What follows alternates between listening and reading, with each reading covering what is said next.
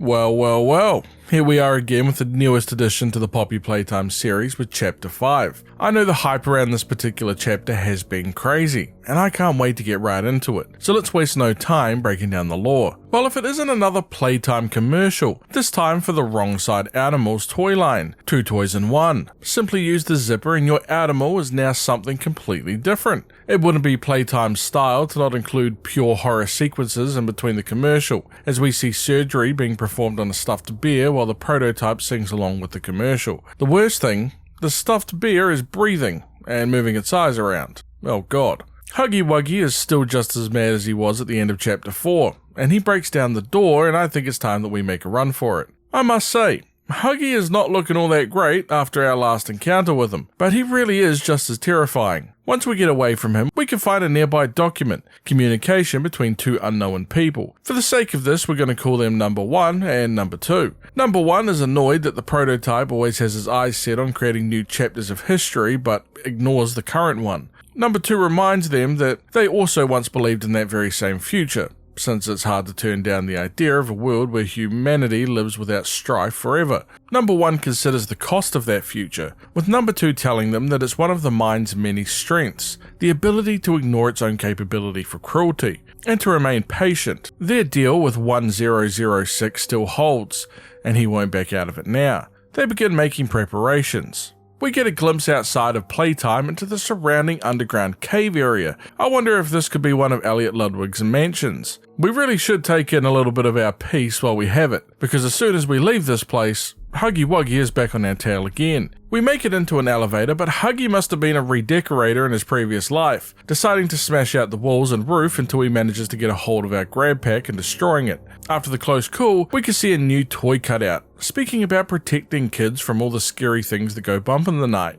and also this strange flesh-like substance that's stuck to the wall. And it seems this area is also used by some of the smaller toys as a kind of neighborhood, making the most of what they have, creating little homes, but these little guys can actually be quite vicious. Outermal, one of the small toys, notices us and states that we're from up above, and that somebody called the judge told them that there was no up above. But he can't trust the judge, or anybody for that matter. Yep, these guys are living it rough down here. We get another note, and we see that the Wrongside Animals didn't go so well in the focus test for Playtime, with Lath requesting all Animals branding be removed from the workplace since they won't be proceeding with production. The workers joke that they shouldn't rush it though, since Lath has actually told them to take all these things down before when it related to Daisy, but she's still plastered all over the place. We can actually find the body of a Playtime security guard down here, strung up on the conveyor belt. His name tag shows the name Kolovos, another victim to add to the list of Playtime. We also get a look at how the Playtime staff dealt with recycling and reclamation of specimens, with a list of steps that all first-time employees must follow to the letter. So listen carefully if being a Playtime mortician is your next career choice. Step 1. Ensure cleanliness from decontamination, as no specimen can be infected with outside contaminants. Step 2.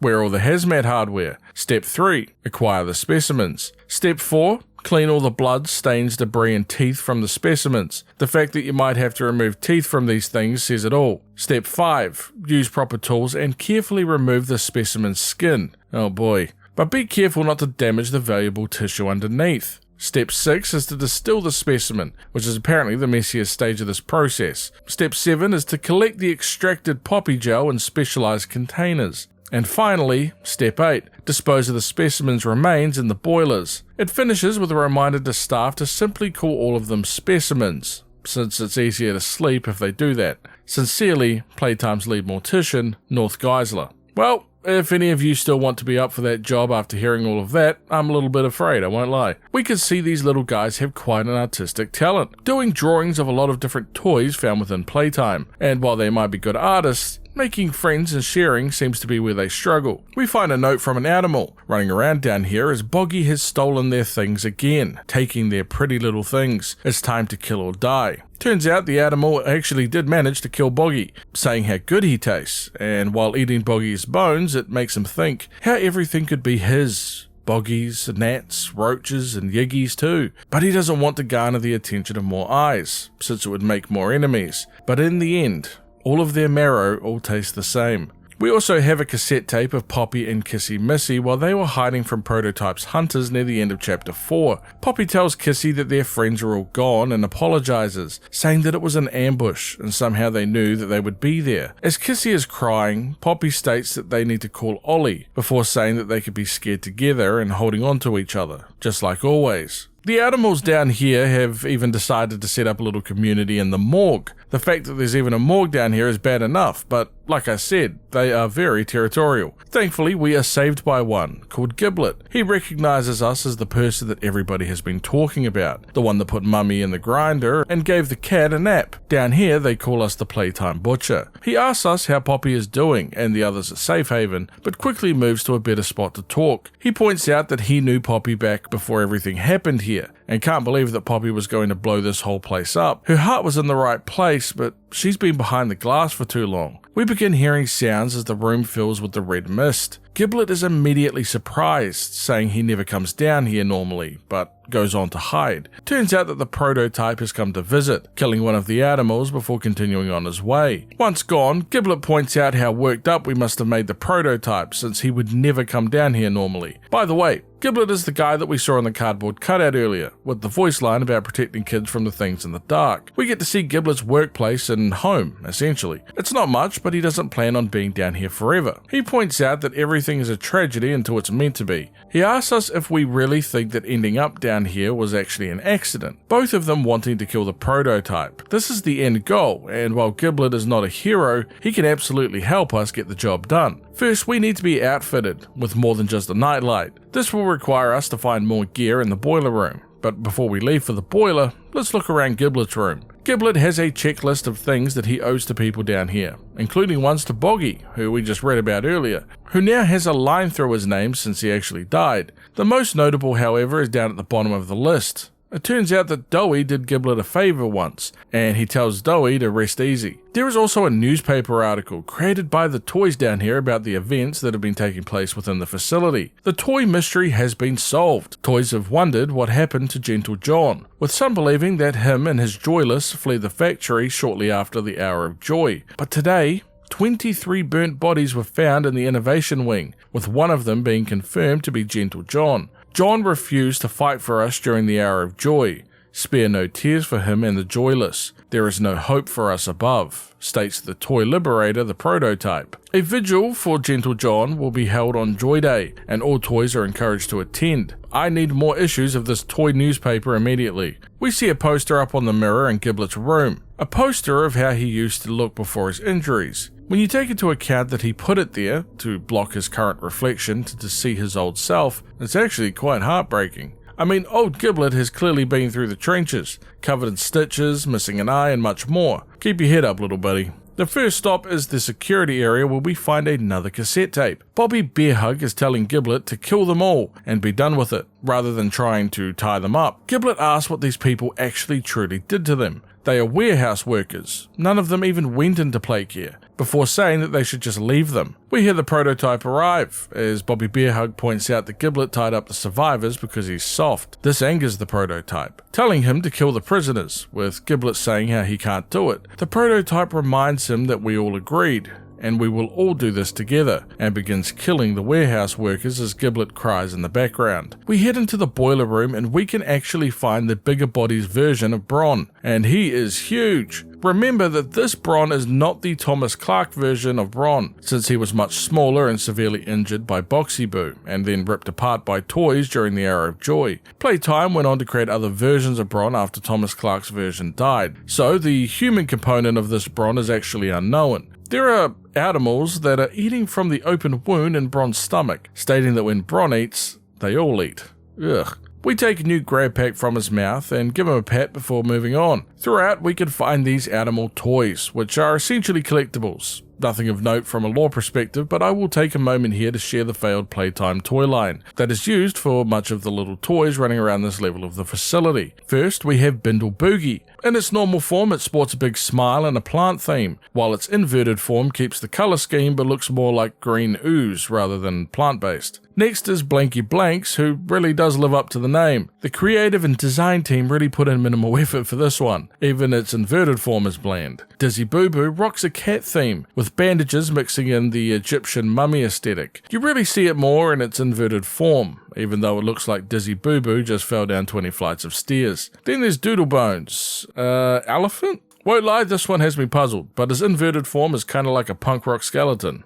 Nice mohawk. Goober Guts sports a purple cat-like form with a headband, and its inverted form is honestly just chaos. The mouth is half gone with rabbit-like ears and brain-like patterns on its left side and patchwork on its right side. Loopsy Noodle rounds out the list for the normal ones. A pink toy with long ears and turns into a butterfly ball when it's in its inverted form. The leader, or the head of the animal's toy line, is Bubby Chums, seen here behind the toy line, and rocks a bone-like theme in its inverted side. Personally, I would have liked to have seen these guys get released. We find another cassette tape that shows us when Prototype found Poppy hiding in her room after the rebellion that she started. She's crying, saying that she isn't who they need her to be, and she didn't ask them to look to her for leadership. She pleads with the Prototype to stop this. He must let the orphans go if he wants something better. Even if he kills Poppy, he will still be fighting the others for years. So if he just lets the orphans go, nobody else needs to die for either side of the conflict. The Prototype reminds Poppy that everything dies, except them, telling her that the orphans can never go free because the work must continue, otherwise they'll be left with nothing and Infinity will be very lonely. And to make her understand this, he begins locking her in the cage, as Poppy screams for him to stop wailing and hitting on the glass as the cassette tape ends. There is yet another cassette tape, this time a marketing junior speaking to a bunch of people who have come into Playtime as a focus group for the new toy line, the Wrongside Animals. One of the mothers calls them disgusting and satanic, asking if Playtime is trying to teach their children how to turn animals inside out. This feedback comes as quite of a surprise for our junior marketer, as you could probably imagine. I actually had a chuckle when one of the dads suggested that the toys come with a skateboard, as if that would save these demonic little things. Another mother states that she thinks the toys are in bad taste, and it's all very Jeffrey Dahmer. Well, that's about as bad of a review you could possibly ever get for a line of children's toys, let me tell you. We continue through the boiler room and end up in the Biodiversity lab. They have got all kinds of mushrooms, trees and fauna growing up in here. A lab report shows that scientists within Playtime were testing pure growth medium concentrate on flora, fruits and vegetables. It turns out that plant life exhibit traits similar to and disturbingly different from flesh. Plant roots took on a quality of weeds over several weeks, tangling around neighbouring growth. However, closer inspection showed that it shared its system with the surrounding growth rather than being in competition with it. Enlarged stems, leaves and fruit quickly followed, and in one incident the specimen even latched onto one of the assistants, but further contact is strongly discouraged. They would feed the resulting fruit to both mice and rats, and noticed that it essentially consumed their insides. Oh god, it turns out the food was the one doing the eating in this particular circumstance. All seeds, fruits and vegetables created from plants mixed with the growth concentrate are now deemed toxic and parasitic until a more stable strain can be developed. They are also researching a formula to counteract the growth medium so the growth of the plants don't spread out of control. But there is nothing more important than what I'm about to show you. This is lemon. Some scientists have decided to take genetically modified lemons and leave them around the factory as a prank, and management is not pleased about it. But what they don't realize is lemon has a name and also a family. Once finished in the Biodiversity labs, we decontaminate and head further into the factory. We can find a note from Dr. Chloe Arkins. She's sending a letter to her 8-year-old daughter Julie and husband David. She is missing both of them while working here at Playtime, but she promised them an update on the kind of people that she'd be meeting here at the lab. Most scientists here are quiet, keeping to their work, but a little sad when you talk to them, which is a little odd. There is this initial group that everybody else is built around, called the Brain Trust. They were a relic program from the 60s called the Young Geniuses program, with the head of them being Harley Sawyer. Chloe tells her family that they would hate him. He lets others break their backs and then congratulates himself on the good work that he did. She admits to her husband that this job offer was a weird one, and understands that he is worried about her, but she really believes in this, since Playtime sold her a vision that really means something, possibly everything. She wants to make a real difference, and wants her daughter Julie to be proud of her. She promises to be home for her 9th birthday. We reconnect the power to this area,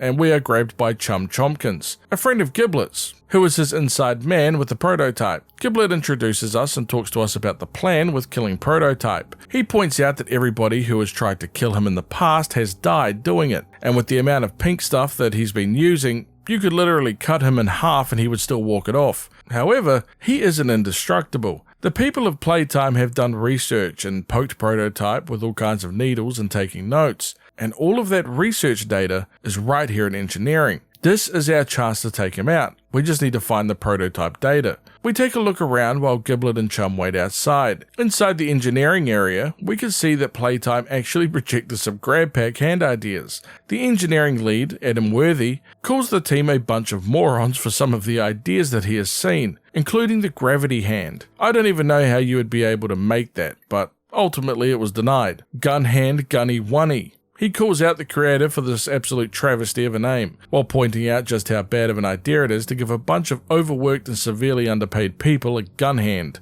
It's a fair point, to be honest. A big freaking fist. The lead points out which employee under the Playtime payroll would genuinely need a fist. Again, denied. He intends to toss down these suggestions to recycling and reclamation, and forget they even existed. We can find another note from a Dr. Preston Williard, a biologist here at Playtime. He is admitting to the atrocities that he has committed in pursuit of unattainable science. He has provided a list of 150 people that have played a role in these atrocities. He tried changing it from the inside, desperate and scared, and made a deal with the devil to make it stop. He leaks dates and details, suggests meetings between people, and created an upheaval that allowed this to happen. He once thought the prototype was a victim, a child forced to become something else, something more. And the deal he made would allow him to go free. He would read his history, who he used to be, and let his assumptions about his actions guide him. But in reality, the prototype is a monster, a copycat who has seen the worst in people and wants nothing more than to return the favor. He let the prototype out, and now thousands are dead. He thought he was doing the right thing, but he figured out that you can't do the right thing in a place like this. He wants the world to know, history to know what they did down here. Don't remember them for what they were trying to do, but rather what they did do. He apologizes to Jessica and Marcus, and we see names in a list of guilty people, including himself, Laith Pierre, Edward Ritterman, Dr. Harley Sawyer, and Dr. Bruno White. We find the lockers containing the prototype data, and we must solve the secret code to get them open, but after some handy detective work, it's no problem. Inside the lockers are the notes, and we see something called the Master Backup. It's a data archive which stores a wealth of information, procedures, methods, myself, their strengths and flaws. It is stored in a data center, since it's too valuable to erase and it must be kept as leverage. Interesting. It includes research findings and classified information for legacy subjects 1006 and 1007, otherwise known as Prototype and Poppy. The team has found a key substrate that was used in Elliot Ludwig's process, a restorative gel mixture that encourages cellular regeneration and tissue growth. This substrate is crucial for successful outcomes, and it spreads indefinitely when untreated and exposed to biomass. The chemical analysis shows similarities to DMEM, which stands for Delbecco's modified equals medium. It's a real-life thing that is used to support the growth of diverse mammal cells. It includes salt, amino acids, and B vitamins. Honestly, it just sort of sounds like a protein shake. Are toys made from protein shakes? It mentions that Elliot Ludwig's mixture outperforms all other commercially available culture mediums. It should not, however, be exposed to skin. They have documented non-biological and biological grafting. Imagine a chair leg now merging with your arm. Can't say that would be ideal. Progressive subluxation. Essentially the displacing or dislocation of joints. 1 second you're fine, and the next second your shoulder is dislocated. Also not ideal. Heterotopic ossification. This is where bone tissue essentially begins growing in your soft tissue. Long story short, you start getting bones where bones don't belong. Definitely not ideal. Also hives and multisensory distortion. TLDR, don't touch the damn protein shake. I mean Ludwig's formula. The team has managed to recreate the medium in a lab environment, and are now able to create, modify, and neutralize the compound. This is the same medium that scientists were using on plants, fruits, and vegetables. We can see that the rest of this information on the gel is stored in the data center, so we now know where we need to go. We can also find a letter to Laith Pierre from Dr. Sawyer. It mentions that he has had a breakthrough during his latest attempt at neural mapping. He was able to successfully record and reconstruct brief subjective moments from their subject's short-term memory. He wants to scale the practice. Think about how many subjects they could pull from Home Sweet Home, maybe 50% of them. If they use the mapper, they could completely reconstruct a subject's psyche based on prior imaging, and if they have the proteins and the lipids, they could simply duplicate their subjects. They would never have to worry about a shortage of test candidates ever again. Our job now is to head back to Giblit with the prototype data. But on our way back, we find another cassette tape. It's a conversation between Eddie Ritterman and Laith Pierre. Eddie is getting back to Laith about his concerns regarding the head of shipping. Laith calls him a people's champion, which now has too many noses sniffing around. But if they deal with him now, they will make him a martyr. Eddie suggests another way. He wants to promote Mr. Lovitz, since he won't be the people's champion if he's one of them. Let's up his pay, give him a new title, maybe a new parking spot, and even give him a car too. Let everybody think that he sold his soul to this company. He points out that their friends in Tokyo are almost up to speed, and at this rate, this factory won't even be their main focus in a few short years. He tells Laith that he'll be coming to do an evaluation later this month, and tells him not to burn the place down while he's gone. Laith states that this place feels more like a powder keg every single day. We also pick up on Giblit's radio frequency as he's talking to Chum. He mentions again how Poppy's plan was to blow up the entire factory and how much he disagrees with it. He also says that Poppy doesn't know what happened to them, and he won't be the one to tell her. In this case, them likely meaning the missing orphans. He is also sorry about what happened to Dowie, but you know how he was. Giblit always said that it was safer down here in recycling, and it turns out he was right. We make it back to them and give Giblit the data. He mentions a tram and reanimation that should get us to the IT department of Playtime for the rest of the data. Chum is unwilling to attempt to get us there as the two argue, with Giblit asking if he is fine just being the prototype's errand boy now. He does end up apologising and suggests maybe going through Sweet Street as we hear Prototype approaching. Chum quickly grabs us as Giblit goes to hide, and Chum places us inside of his stomach, which is also kind of his mouth, but to hide us. Prototype speaks with Chum, telling him that his hunters are pursuing 1170, aka Huggy Wuggy, but asks Chum to repair the security system and to make sure that he has eyes everywhere throughout the facility. And after that, find Poppy, reminding him what happens to those that fail him. After leaving, Chum lets us out, gives us a few pats and waves us goodbye. Honestly, Chum is the MVP. I really hope he gets a better fate than Catnap or Dowie. We're now in the part of the facility where Playtime kept the newly turned subjects, once they were turned from children into toys. It holds a variety of rooms such as bedrooms, different classrooms, and playgrounds. We can find some observations that teachers and staff saw in one particular experiment. At first, they were skeptical of the subject's chances for conditioning. He is rambling to himself and he is struggling to focus. His eyes dart around as if he was looking for something, but they don't know what. They're told that he was ready, but it seems very unlikely at this stage. An hour and 20 minutes later, that same subject began shouting a name, but it can't enunciate it properly. Louie or Lucy, maybe? It's probably down to the meshing of bone, muscle, and plush with the medium that is causing the speaking difficulty. 7 hours later, and the subject has now quieted, less thrashing against their restraints and muttering. 4 more hours, and the subject is now singing and tapping his foot against the restraints. He is repeating the same phrase. Joy. I live it.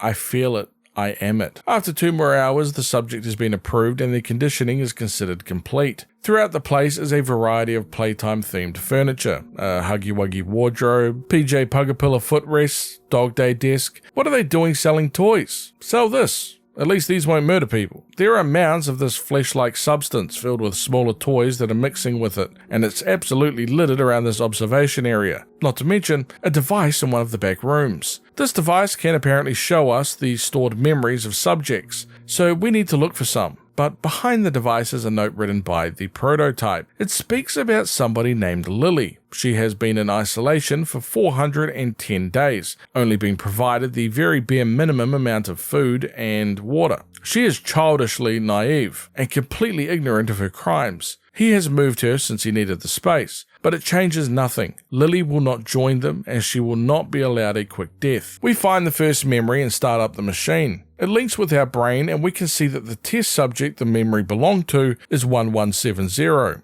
aka Huggy Wuggy. Huggy awakes to a lady speaking to him on the television as he feels his new face and looks at his new toy body. This woman tells him that they are proud of him and they want to play a game with him. He must place blocks that match on the television into the hole below the television, while the naughty shapes that don't match must be placed in the recycling bin. Huggy completes this, but the woman tells him that he must complete it again, this time with more blocks and less time. He must do this to be a friend that they need, to be the joy. Once it becomes far too quick and Huggy is unable to do it, he begins to get angry, and the woman tells him to practice his breathing as a red mist fills the room and then the memory ends. We can also find a cassette tape, this time with the very same woman that we just saw in Huggy's memory on the television. Her name is Miss Gracie. She is speaking to somebody named Megan, saying how she was told that Megan was having trouble with the noise around her being too much. Megan yells at her to go away, telling her that Chum is not her friend. Miss Gracie reminds her that Chum is a friend to all kids, especially sensitive ones just like her. Megan tells her that she doesn't like it in there. She can hear his heart beating. Miss Gracie quickly lies, saying that it's simply a recording of a heartbeat, something that they put in there to make her feel warm and safe like a little baby, before placing her inside of Chum.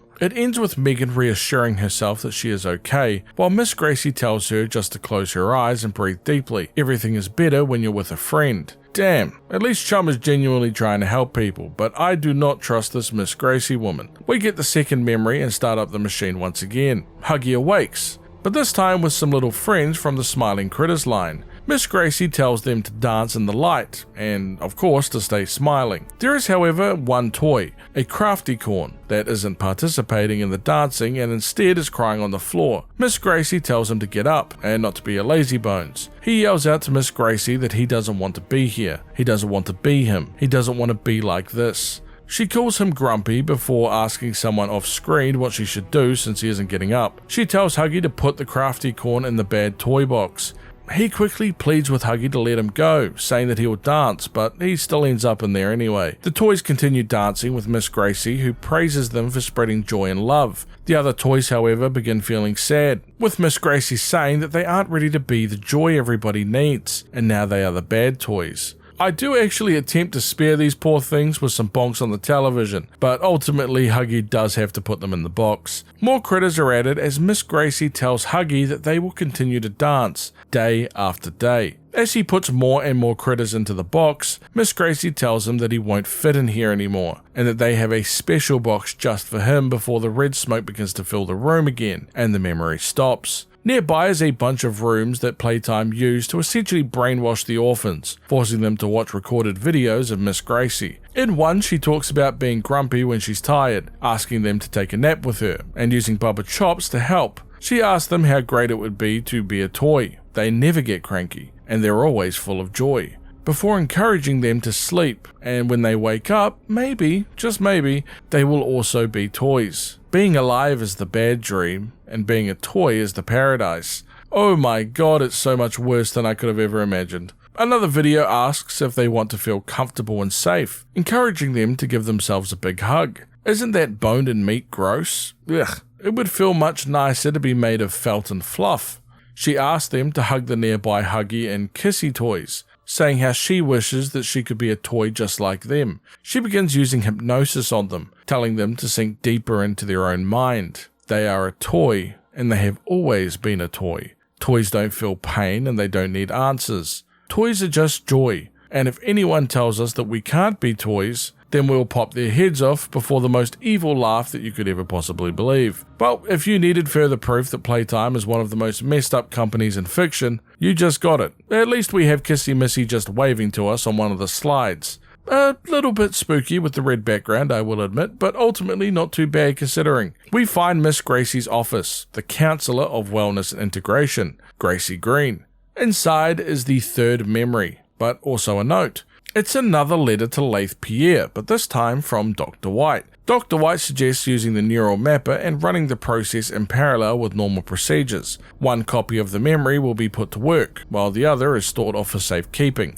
Laith gives him permission to do it. We take the third memory back to the machine and fire it up. This time Huggy is being escorted to conditioning by a guy named Lewis, one of Playtime's staff. We could see him inputting a code to enter, and I noticed he has a very interesting flower emblem on his chest. Not exactly the same, but similar to the flower on the invitation letter. He places Huggy down to watch another one of Miss Gracie's special brainwashing videos, but Huggy has a different idea, breaking the television and destroying his restraints. Lewis quickly yells out for backup at conditioning and closes the windows, but they aren't quick enough. Huggy chases him down the hallway, destroying everything in his way before eating him. Now that we have the code, we can actually enter the conditioning room and find an executive showcase video for Huggy Wuggy.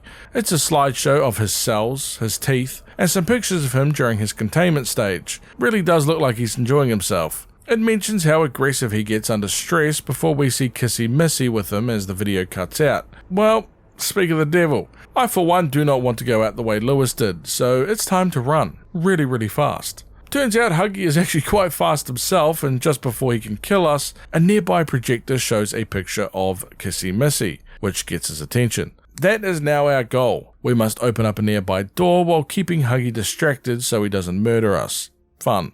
After opening the bright purple doors, we are now on Sweet Street, the same place Giblet mentioned earlier, so we're on the right track. The facility is gigantic, filled with fake trees, apples, fake bird sounds, and an ice cream truck to take us from one location to another. And yes, you guessed it, the ice cream truck is also fake. No ice cream for us folks. There is also a mysterious young girl hiding. We can't see her, but she is laughing. Very maniacally, might I add. We also find the second entry in the personal letters of Dr. Chloe Arkin. She apologizes for missing her daughter's 9th birthday, even though we know that she promised that she wouldn't miss it in her last letter. She is missing home a lot, saying life at Playtime is contained and completely focused on work. She has no time for personal life. Their goals are beautiful, and everyone here is full of such passion and zeal. But the work itself isn't something that she can speak about openly. The processes are difficult, and she questions them deeply, and she is not the only one that does. When she thinks about home, she closes her eyes and can almost feel it. The farm, the hayseed in her shoes, the taste of fresh lemonade in the summer, her husband's ugly boots that track dirt all the way up to the second floor bedroom. But mostly she thinks of her daughter, wrapped up tight on the porch with her. She wants to give her a better world than the one that she inherited, something that's worth fighting for, just like her parents gave her. She thinks to something that her dad once told her. Start by doing good at a smaller scale, the smallest. Make that your world. Do everything possible to keep it safe and to grow it responsibly. She tells her daughter that she will work on coming home soon to her. We can find a VHS showing some safety precautions for staff within the dioramas. There are 18 distinct locks, 7 fail-safe levers, a hand scanner, and a voice authorization, and at least 3 big red buttons. What do those red buttons do?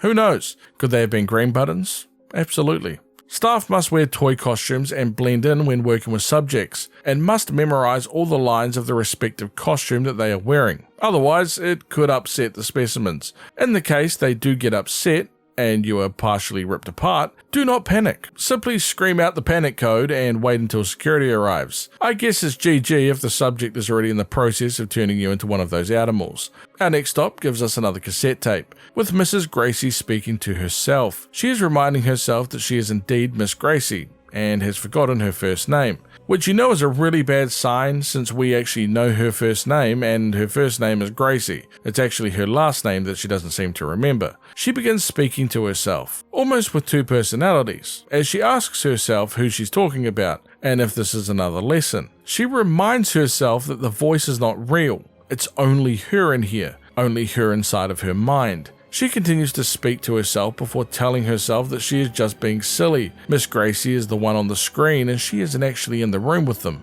Miss Gracie looks down as she notices her hands are plastic, as is her face. How embarrassing that she actually thought that she was Miss Gracie. She goes on to say how much she loves Huggy and all of her toy friends before her human voice comes back, pleading to go home. It seems that Miss Gracie has been turned into a toy, with her human self still trying to hold on to her memories of being a human and wanting out of this plastic body and to go home, while her toy alter ego wants to have a tea party and brush her hair and hang out with friends. The cassette ends as Miss Gracie literally falls asleep listening to her own brainwashing videos. Honestly, after seeing them, she deserved this. We continue on and can find a cutout of another toy, this one being Lily Lovebraid's, and we can immediately tell by the voice that this is the toy that Miss Gracie has been turned into. When we try to start the truck back up, it breaks and smashes down the gate, and we are introduced to Lily Lovebraid's in the flesh. Or plastic, I guess. She grabs us and takes us back to her home for a tea party. She has a small candy cat head that she speaks to, and treats it a bit like a ventriloquist doll. She tells us that we smell of dead bodies, which I'm not actually really surprised about. We have been running around this factory like a maniac for probably hours now. We are put on crumpet duty, and we need to take a quick look around this house. This place is set up like a real life-sized playhouse. It's quite impressive actually. The one exception, however, is this concrete room under the house, which surprisingly holds Kissy, Missy, and Poppy captive. Poppy is surprised to see us alive, as she apologizes for not allowing us to leave on the train at the game station, and then running away. She just wanted to get the orphans out, and when they tried to cross Sweet Street, Lily stopped them. She didn't realize that she was still here after all this time. She asked us for help and to get them out of there. But first, crumpets. And what is this?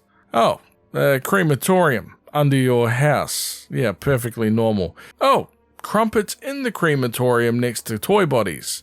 Lovely. We take it back to Lily, and she now wants us to search the house for her friends for the tea party, and begins playing music just in case the special guest arrives early. I wonder who that could be. Our first friend that we find is a little baby Longlegs doll. Condolences by the way, buddy. There are numerous things to find while exploring the house, including an observation log of Sweet Street by a Dr. Jessica Newman, within a secret room that was used to observe Lily's house. We see that the subject was placed into the constructed home environment and displayed signs of stress, pacing around, heavy breathing, and avoiding closed corners. It would regularly look for exits, which suggests that it didn't view the habitat as its own. It also doesn't acknowledge researchers when they remain inside the enclosure, as long as they have costumes maintained and their observation rooms remain undetected. They will continue the use of red smoke sedation and keep monitoring. 2 months later, its movements are less frantic and it navigates the space with confidence. It finds comfort in what it believes to be its home. It also believes that friends around it are genuine members of its social group, very similar to the children in play care, and it also welcomes the red sedation gas. The doctor is still worried about its stability, since it relies so heavily on the illusion. A single branch collapses and all the trust that they've created goes with it. If any more die operating this Sweet Street, is it really truly worth pursuing? There are also notes from Lily. She asks herself why everybody hates her. Nobody will come. She covers up some kind of hole in her home with a poster, worried to allow him to see the mess that she made, signing off as Lily Billy. In the attic, we find another cassette tape. Miss Gracie is speaking to somebody called Todd on the radio or phone, as a bunch of smiling critter toys are banging on the door outside telling her to let them in. Gracie mentions that she watched these toys tear Robertson apart. Todd tells her that security is on its way, while reporting that there have been mass casualties in the game station. We can actually hear Todd get attacked as a bunch of toys manage to get to him, while Miss Gracie listens on. It isn't long before they also get into her room. She screams that she was only trying to make them happy before the toys tell her that they don't actually want to hurt her and that they have something very special planned for her. We keep collecting the friends, this time Dolly Grub and Dusky, as Lily requires our help in the kitchen before the special guest arrives.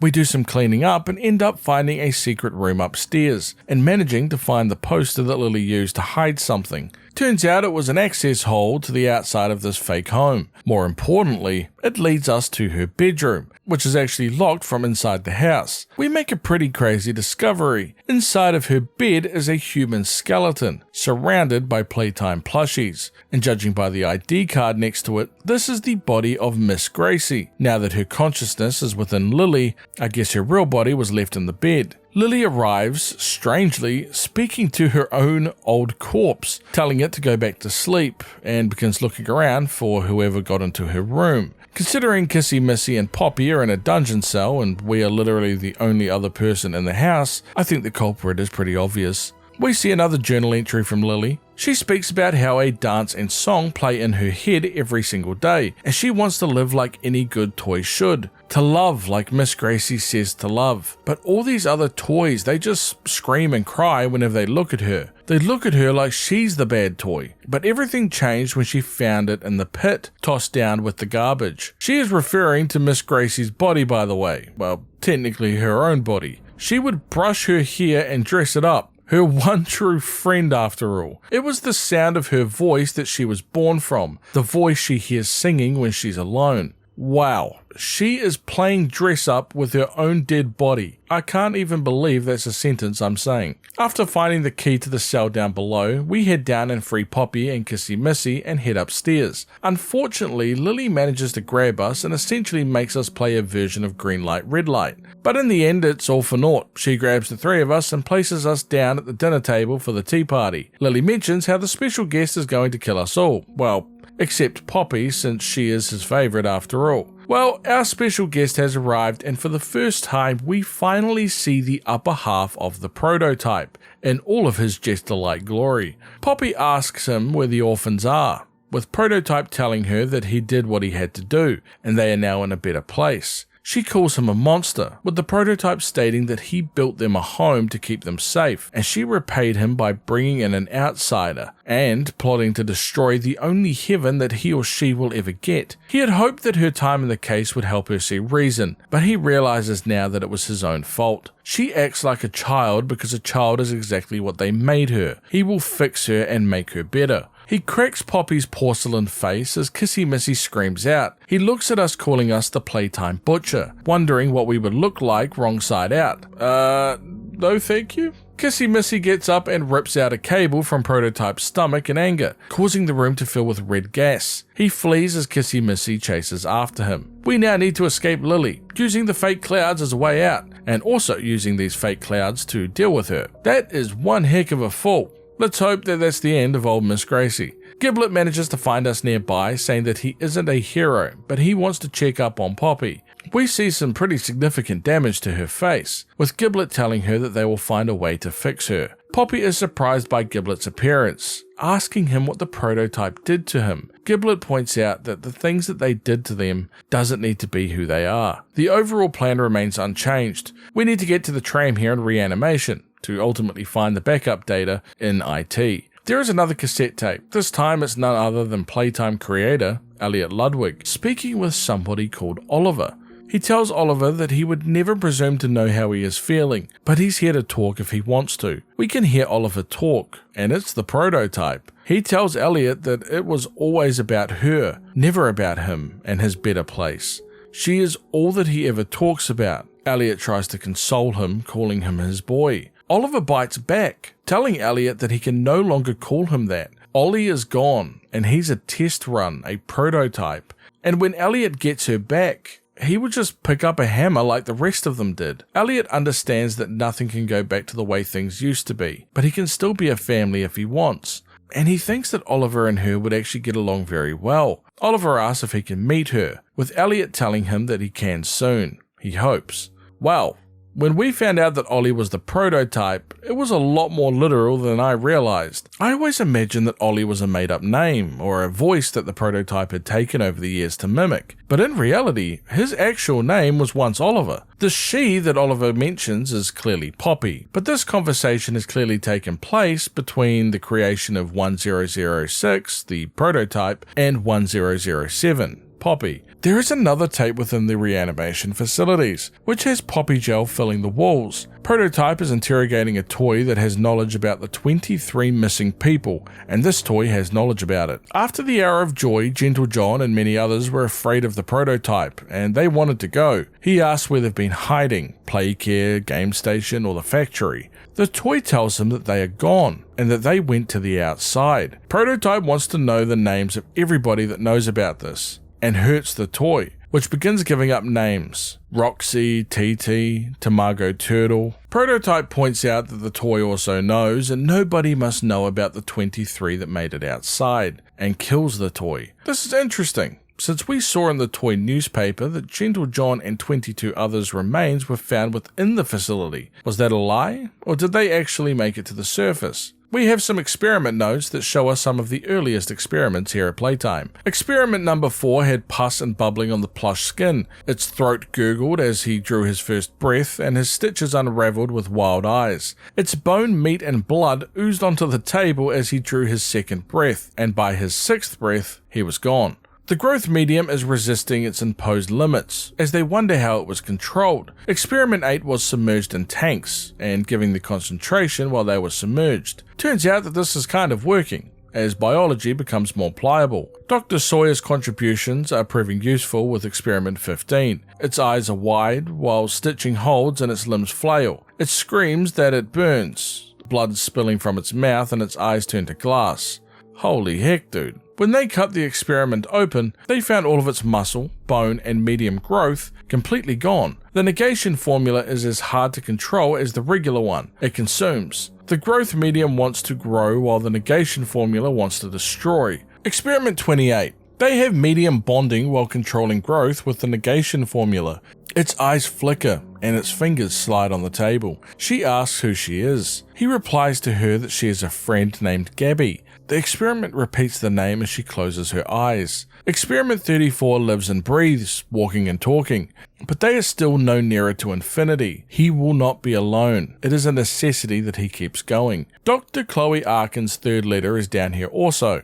She writes again to her daughter, knowing that these letters have never made it to her. She's been struggling with this. While the project is grand and beautiful, to put an end to death, if she could be a part of that, it would be something truly monumental to the world. Kids around the world never fearing getting older, with their body giving way to age or disease. But she realized something. The real world to her is actually her daughter and husband. She remembers telling her daughter about the death of her grandfather and the tears that ran down her face. She was sad, but even more than that, she was scared. It hit her that life has an end, and the fun and joy doesn't last forever. There was nothing to be said to make that pain go away, and when Playtime offered her a job on this grand plan, it was all that she could think about. She feels that this is her sacrifice for her daughter, giving up pieces of herself, doing things that she never thought that she was capable of doing. She doesn't even think that she's a good person anymore. She's more like a monster. But it would be worth it if she can just give her daughter a world where she never has to fear an end. Start by doing good at a smaller scale. Make that your world. She will do good by that world, and she will do it for her no matter how bad that makes her. We find a room that shows a little bit about the things that Dr. Arkins might have been referring to. These toys are still breathing, by the way, while bits of them are being removed from this machine. This place continues to get worse and worse. We put them out of their misery and see a VHS tape about how to maintain your human, courtesy of Playtime. Younger subjects have more plasticity, and you must then dismember the subject. Oh god. Modify them as desired, and afterwards, they are now in a better place. We can find a project proposal that can be found for Experiment 1468 for the Bigger Bodies Initiative. They have made changes to the material used in the creation of Experiment 1468. Each strand of hair will now be horsehair, taking advantage of its strength, durability, and flexibility, as well as artificial bone construction and various other biological materials. The neural integration protocols have shown a promising responsiveness in the trials, showing a cognitive link to her hair. Lily's mind will be able to manipulate every single strand of hair as if it were her own limb. There are also some shipping and inventory manifests, dating back to July of 1995. It mentions a Project Broader Horizons from the US, and a Project Garden World Play Park in Asia. Broader Horizons is already 3 weeks behind schedule, and Play Park has needs that need to be met, but this cannot get into Rich's radar. We see an order of 10,000 poppy seeds and 1,000 poppy picker components along with a variety of building materials. We heard earlier that Lath and Eddie were talking about this play park, stating that it would be so huge that this factory won't even be their priority anymore, showing potentially two being made, one in the United States and the other in Japan. The other log shows us a staff member has been logging the incoming materials, including the shipping log, but writes that the pretty little flower seeds taste really good. He starts rambling at the end, saying how they need to give him bunches of seeds, and give more to him. Give him all the tasty seeds. I wonder why he even tried eating them in the first place. There is also a medical note dated back to November of 1994. The patient is Eddie Ritterman, born March 6, 1946. He is being treated by Dr. Michaels, who notes that Ritterman is struggling to walk and has growing weakness in his grip strength and quadriceps. He has near falls almost daily, and Ritterman believes he is deteriorating more rapidly in his physical ability. The doctor also notes mild issues with speech and tongue spasms. The doctor believes Ritterman has Kennedy's disease, which is causing a deterioration of the muscles near his spine. Kennedy's disease, by the way, is incredibly rare, and it causes muscle weakness and wasting. Finally, we have a journal entry from Leith Pierre. He mentions how they were hiding down in play care. If it wasn't for the Theodold Grambold accident, they probably would never have found them, or Elliot Ludwig's body for that matter. Theodore's friend won't speak to anybody except this girl. However, 1007 from Elliot's notes is much more cooperative. She introduced herself to him as Poppy, not just the doll, but the girl of which the doll was made after, Poppy Ludwig. She remembered him, how they met, she has the same voice and everything. He was unnerved that Poppy was traumatized by the whole ordeal. He wonders how it's possible. That girl's been gone a long time. His investigator dug up some stuff from an office that Elliot had hidden away, torn pieces of paper, but he doesn't know what it is. One thing he does know is that something big is going on under their noses, and whatever it is, might have gotten the old man killed.